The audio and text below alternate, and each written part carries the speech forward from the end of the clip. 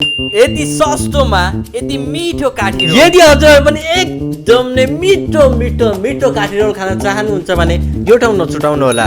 आज म फेरि आएको छु धनगढी यताको लोकल स्ट्रिट फुडलाई हन्ट गर्नको लागि। अनि आज म ट्राई गर्नेमा लाग्छु धनगढीको एकदम नै भाइरल काठी रोल। धनगढीको अक्टेभ म्युजिक पछाडि रहेको हार्मोनी क्याफेमा एकदम नै मिठो काठी रोल पाउने गरेको छ। अनि अनि अनि के तपाईहरु पनि यो भिडियो फलो नगरिकन हेरिरहनु भएको छ? फलो गरिदिनु के हजुरको लागि फ्रीमा हो, तर यसले मलाई धेरै मोटिभेट गर्छ। Harmony cafe Dhangadhi octave music पछाडि रहेको छ यो क्याफे चाहिँ। मैले मेरो कमेन्टहरुमा यताको काठी रोलको बारेमा धेरै सुनिरहेको हुन्थे, एकचोटि ट्राई गर्न जाम न त भनेर म गएको। यताको एम्बियन्स मलाई एकदम नै राम्रो लाग्यो अनि शान्त वातावरण रोज्नेहरुको लागि यो एकदम नै राम्रो ठाउँ हुनेछ। अनि धनगढीमा कुन कुन ठाउँ हामीले लोकल स्ट्रिट फुड हन्ट गर्न सकिन्छ कमेन्ट गर्न चाहिँ नबिर्सिनु होला। एकदम सिम्पल तरिकाले बनाएको यो काठी रोल, तर टेस्ट एकदम नै माइन्ड ब्लोइङ छ। I will give 10 out of 10। एकदम नै मिठो मिठो मिठो छ यो। सबैजनालाई नमस्ते। हजुरलाई मिठो काठी रोल खानु छ भनेपछि हाम्रो हार्मोनी क्याफेमा आउनु होला। हस् त, धन्यवाद।